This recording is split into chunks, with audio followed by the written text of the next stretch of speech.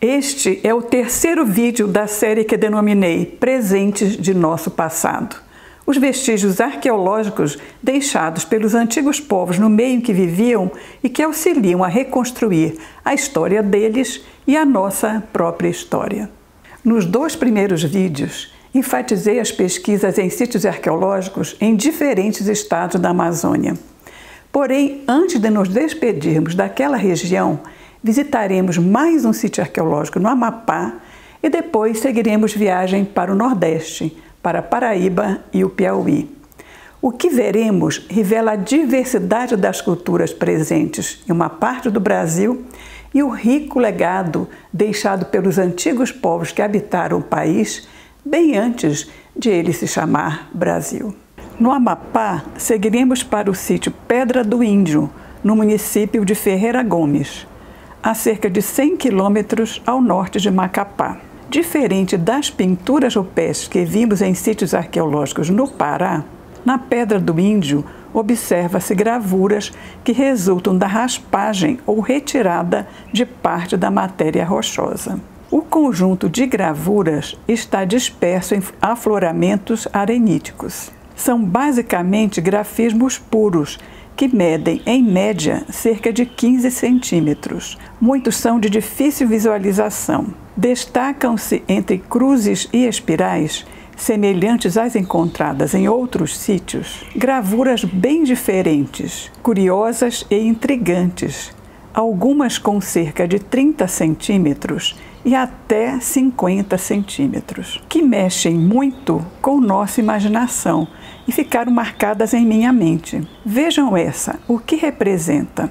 E essas duas espirais conectadas por um tubo, gravuras deveras intrigantes. Viajamos longe pela imaginação, com interpretações altamente especulativas. Mas vamos aguardar os estudos científicos. A diversidade temática e estilística dos grafismos nos registros rupestres, na cerâmica e outros suportes é imensa, fonte riquíssima de pesquisas e tem possibilitado avançar no conhecimento e na reconstrução de nossa história neste planeta.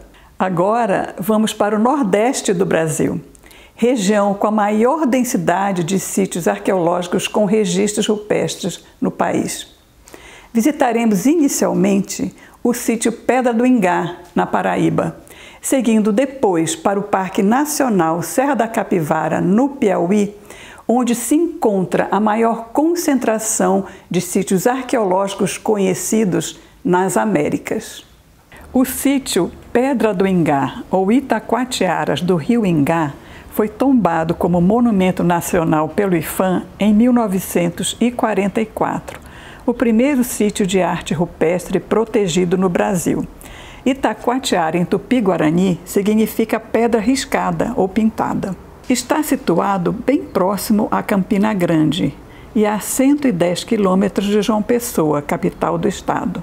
A formação rochosa ocupa uma área de cerca de 250 metros quadrados e a pedra principal está coberta por numerosas gravuras em cerca de 25 metros de comprimento até mais ou menos 4 metros de altura. Os espetaculares padrões estéticos são abstratos em sua maior parte e considerados possivelmente como uma forma de comunicação e de expressão de conceitos simbólicos religiosos desses grupos humanos. Os numerosos grafismos dão margem a muitas interpretações. Alguns são interpretados como representações de astros, sol, cometas e estrelas. Outros como figuras humanas, animais e plantas. O que chama a atenção na Pedra do Ingá é a qualidade técnica e estética, o acabamento dado às gravuras, que não foi visto em nenhum outro sítio semelhante no Brasil. Acredita-se que elas foram feitas há cerca de 6.000 anos e a pedra continuou a ser usada como painel em diferentes épocas, pois são observadas gravuras sobrepostas. Durante o período de cheia do rio, a água cobre totalmente a pedra. As marmitas, essas cavidades de dimensões e formas variadas, resultaram do movimento turbilionar nas águas do rio, carregadas de sedimentos, produzindo atrito e desgaste da rocha desde tempos pretéritos. O conjunto paisagístico é lindo. O Museu de História Natural de Ingá, a metros das Itacoatiaras, possui um acervo de diversos fósseis da megafauna, como do tatu gigante, da preguiça gigante e de um amonites. Voltarei a falar sobre eles. Continuando nossa viagem, seguiremos agora até o sudeste do Piauí para visitarmos o Parque Nacional Serra da Capivara, estabelecido em 1979. O parque foi criado devido, em grande parte, ao trabalho, dedicação e paixão da arqueóloga franco-brasileira Niede Guidon e sua equipe. São quase 1.500 importantes sítios pré-históricos e a maior galeria de arte rupestre do planeta, com mais de 990 sítios com pinturas rupestres. As pesquisas científicas com resultados surpreendentes, realizadas na região há mais de 40 anos, nos proporcionam uma verdadeira viagem no tempo, desde a pré-história até o final do século XIX. As paisagens são deslumbrantes. O parque é constituído por um conjunto de serras: a Serra da Capivara, a Talhada, a Branca e a Vermelha, sendo declarado Patrimônio Cultural da Humanidade pela Unesco em 1991.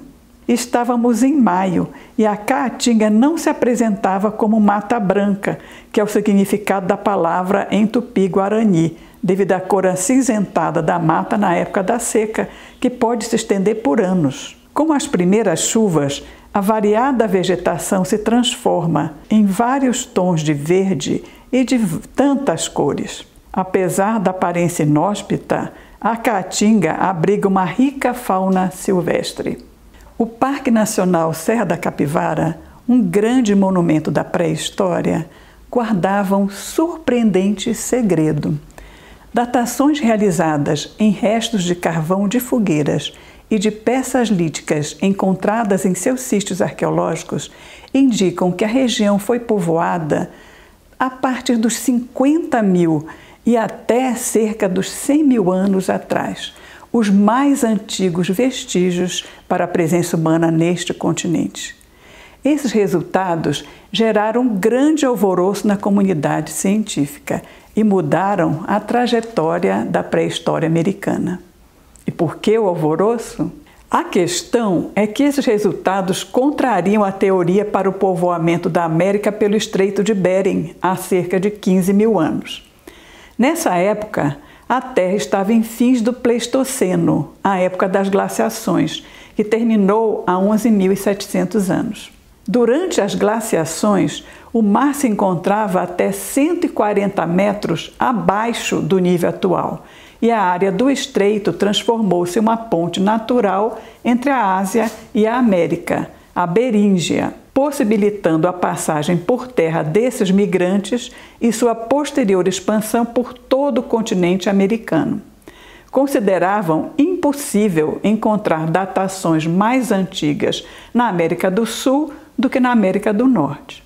As datações e os vestígios arqueológicos encontrados no Piauí, no Pará, em Mato Grosso, em Minas Gerais, em Monte Verde, mas Monte Verde no Chile, na Península de Yucatán, no México, e outros locais adicionam peças nesse complicado quebra-cabeças que parece ainda vai demorar a ser completamente montado, e sugerem que a Beríngia não foi a única rota e nem o único período de migração humana para o continente americano. Mas o que falta para que a montagem desse quebra-cabeças seja facilitada e completada? Falta encontrar um fóssil humano bem mais antigo. Luzia é o fóssil humano mais antigo da América do Sul de que se tem registro, datado de 11.500 anos. Foi descoberto na região de Lagoa Santa, em Minas Gerais, em 1975. Muitos de vocês devem ter ouvido falar do crânio de Luzia, pois estava no Museu Nacional no Rio de Janeiro, atingido por aquele incêndio de grandes proporções em setembro de 2018. A boa notícia é que ele foi encontrado entre os escombros do incêndio no museu e, segundo os pesquisadores, os danos foram menores do que esperavam. Com a evolução das tecnologias, os estudos poderão avançar e confirmar ou revelar sua ancestralidade. Pesquisas recentes questionam a ancestralidade africana e australo-melanésia e apontam ter o povo de Luzia afinidades genéticas importantes entre os nativos da América do Norte e do Sul, quer dizer, descendência beringiana, ameríndia. E assim surgiram novas feições para Luzia. Resolve tudo? Não. A polêmica persiste. Continuamos com o nosso quebra-cabeças desarrumado. Vários fósseis humanos foram também encontrados no Piauí, porém o mais antigo é o esqueleto de Zuzu, datado de quase 10 mil anos, cujo crânio alongado é semelhante ao tipo africano e australo-melanésio. Mas o fato é que a ancestralidade dos grupos nativos americanos ainda gera muita discussão. A questão que se levanta é que em regiões de clima muito quente e úmido, restos humanos muito antigos quase não são encontrados. E além do mais, esses primeiros grupos humanos não eram numerosos, como salienta a arqueóloga Niede Guidon. Em épocas pré-históricas, existia na região do Parque Nacional Serra da Capivara um clima tropical úmido, que perdurou até cerca dos 10 mil anos atrás. A região era uma antiga fronteira entre a floresta amazônica e a Mata Atlântica. A vegetação abundante garantia as condições de alimentação de uma fauna principalmente herbívora. Durante milênios, espécies da megafauna, como a preguiça gigante, um pouco mais baixa e menos comprida que um boi, o dente de sabre, com grandes caninos superiores que ficavam fora da mandíbula quando fechada, o mastodonte, semelhante ao elefante, porém mais baixo e mais comprido, o tatu gigante e outros conviveram com os grupos humanos. Quando as chuvas diminuíram, o clima semiárido se instalou, favorecendo a vegetação conhecida como caatinga. Com isso, as fontes de alimentação se tornaram escassas e a megafauna desapareceu. Os animais de pequeno porte possibilitaram a sobrevivência dos grupos humanos. E há representações de vários animais, inclusive em cenas de caça, nos painéis com pinturas rupestres no parque. As pinturas são também fonte de inspiração para as cerâmicas da Serra da Capivara, como nessas peças que tem a meu lado. O estudo das pinturas rupestres nos abrigos sobre rocha do parque permite identificar tradições e cenas da vida cotidiana realizadas por diferentes grupos humanos que habitaram a região, com idades comprovadas de 30 mil até 3.500 anos. Pinturas essas que resistiram às alterações climáticas e às muitas intempéries. As pinturas com representações de figuras humanas e de animais são as predominantes, com cenas de movimento, de ação, temas de danças, de caça, de sexo, de rituais que chamam a atenção. Os temas reconhecíveis são recuperados e permitem informar interesses, o que era importante para esses grupos humanos, com referências ao meio e aos animais, salientando-se emas, veados e onças. Há cenas de suas diversas atividades, sendo as pinturas consideradas a manifestação de um modo de comunicação entre o grupo ou grupos humanos. Porém, os significados e as intenções das pinturas se perderam com o desaparecimento de seus realizadores. Procurar entendê-las, estabelecendo hipóteses, buscando chegar mais perto dos significados para recontar suas histórias, é um trabalho conjunto dos arqueólogos e de pesquisadores de diversas ciências afins. Essa pintura é única no parque, não se repete. Foi interpretada por nosso grupo de turistas como o beijo. Será mesmo? O beijo não era costume indígena, como nossos guias informaram.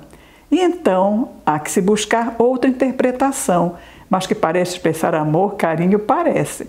Mas sobre isso não há consenso. Interessante também foi o encontro de mini pinturas em seixos, medindo entre 1,5 centímetro a 8 centímetros, as pedrinhas pintadas, que formavam a parede de um abrigo, seguramente uma tela muito irregular, bastante difícil para os artistas da pré-história, salientou a arqueóloga Cris Bucco, que foi a primeira a encontrá-los.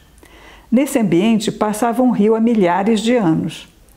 No parque, só há 3 sítios semelhantes a esse. Há também sítios com gravuras rupestres, mas esses são minoritários. O parque está sob a responsabilidade da Fundação do Museu do Homem Americano, a Fundan, criada para garantir o desenvolvimento dessa região e a preservação do patrimônio cultural e natural do parque, com a participação do ICMBio. O riquíssimo material pesquisado e encontrado na vasta região do parque durante mais de 40 anos faz parte do acervo do Museu do Homem Americano e do Museu da Natureza, e inclui o material arqueológico e paleontológico dos mais antigos das Américas. Nied salienta: todo o pessoal dizia, manda esse material para São Paulo, manda para o Rio de Janeiro. E ela respondia, o Brasil nunca vai se desenvolver no interior se continuar com essa coisa de mandar para as capitais. São Paulo, ou Rio de Janeiro, já tem muitos museus. Temos que guardar isso aqui, porque foi aqui que esses povos viveram. E isso tem que servir para ajudar as populações que moram aqui hoje. Importante e sábia decisão. E os museus são espetaculares. O Museu do Homem Americano, em São Raimundo Nonato, conta a história do homem em sua interação com o meio em que vivia, desde sua chegada ao continente até o período colonial, deixando um rico patrimônio cultural na região. As exposições mostram o resultado das pesquisas realizadas na região do Parque Nacional Serra da Capivara, com projeções de imagens das pinturas rupestres encontradas nos vários sítios, exposições de muitos vestígios líticos, incluindo as polêmicas pedras lascadas, cujas análises microscópicas revelaram que foram lascadas e utilizadas pelos grupos humanos há cerca de 100 mil anos, os mais antigos vestígios que atestam a presença humana na região, sendo apresentadas as teorias de povoamento da América. Continuando, vê-se toda a sequência tecnológica dos líticos, até a cerâmica. Estão também expostos esqueletos humanos, tanto originais, descobertos nas escavações, como réplicas, mostrando como foram encontrados. O crânio de Zuzu também está ali. Encontrar e estudar esses esqueletos pode revelar muito de suas vidas, rituais e crenças. O museu tem mesa interativa para um passeio virtual pelo parque, localizando os sítios arqueológicos, e uma outra para o visitante participar de uma escavação arqueológica. Muito legal! E em dezembro de 2018 foi inaugurado o Museu da Natureza em Coronel José Dias. Há mais de uma década, Nied já vinha pensando nele, pois as descobertas na Serra da Capivara, nesses mais de 40 anos, revelaram muito além da história do homem. Contam também a evolução e as transformações da natureza nessa região e no próprio planeta. Mas somente em 2017 a construção foi iniciada. O museu é fantástico. A começar pelo prédio, projeto da arquiteta Elizabeth Bucco. Tem forma de espiral, pois, diz Elizabeth, dá a ideia de evolução, de uma sucessão de acontecimentos progressivos e sem fim, sendo também uma forma muito presente na natureza. O prédio reproduz a proporção áurea, a sequência de Fibonacci, presente em nosso corpo em uma infinidade de elementos da natureza, como neste fóssil de um ammonite. Os ammonites são moluscos com concha em espiral. que surgiram há 200 milhões de anos e foram extintos há cerca de 60 milhões de anos, junto com os dinossauros. Durante a Era Mesozoica, a era dos dinossauros, os amonites eram abundantes em todos os mares e exibiam uma grande diversidade de dimensões. Sim, a região da Serra da Capivara já foi fundo de mar há muito tempo atrás.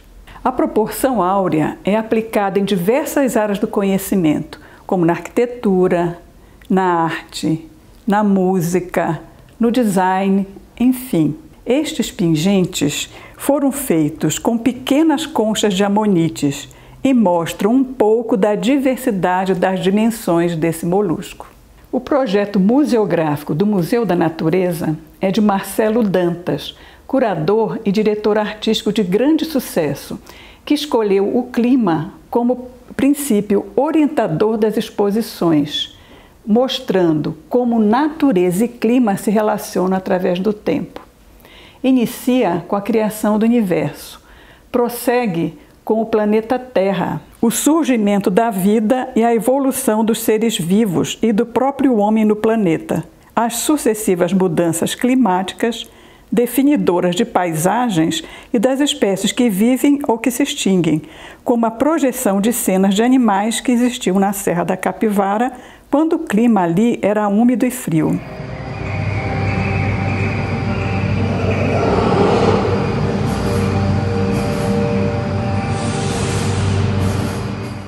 As mudanças seguintes, o presente e o futuro do homem frente a mais uma mudança climática.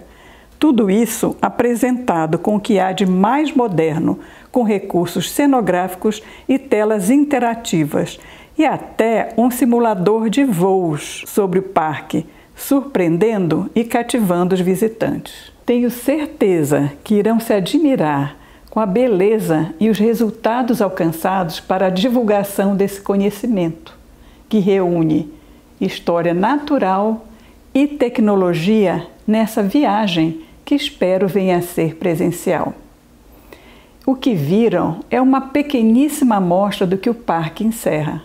Há que se conhecer de perto. Fica aqui mais um convite. O Parque Nacional Serra da Capivara conta também uma longa história de luta e de conquistas. Isto tudo é fruto de muito trabalho, dedicação e persistência, tendo à frente a arqueóloga Niede Guidon, cuja história de vida se confunde com a história do parque. E com a doutora Niede, uma equipe de pesquisadores nacionais e estrangeiros e de muitos colaboradores locais. Hoje, a maior parte da população enxerga a importância da fundação do Museu do Homem Americano para eles e para a região do semiárido do Piauí, na questão econômica, turismo, educação e na preservação de um patrimônio sem igual no mundo.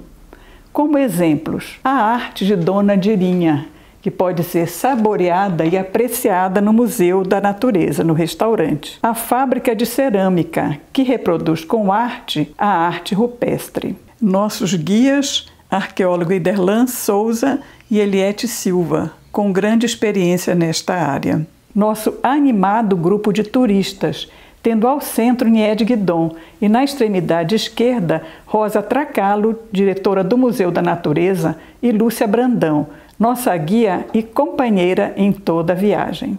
O que vimos neste vídeo e nos anteriores é uma amostra da diversidade das culturas presentes em parte do Brasil e do rico legado deixado pelos antigos povos que habitaram estas regiões do país.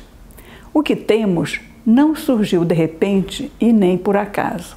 Resulta de milênios de adaptações, descobertas, mudanças e conquistas de nossos ancestrais. E também do trabalho e dedicação de muitas pessoas para que isto tudo fosse pesquisado, divulgado e preservado. No próximo vídeo, iremos mais longe. Visitaremos sítios arqueológicos nos Estados Unidos e no Irã. Até breve!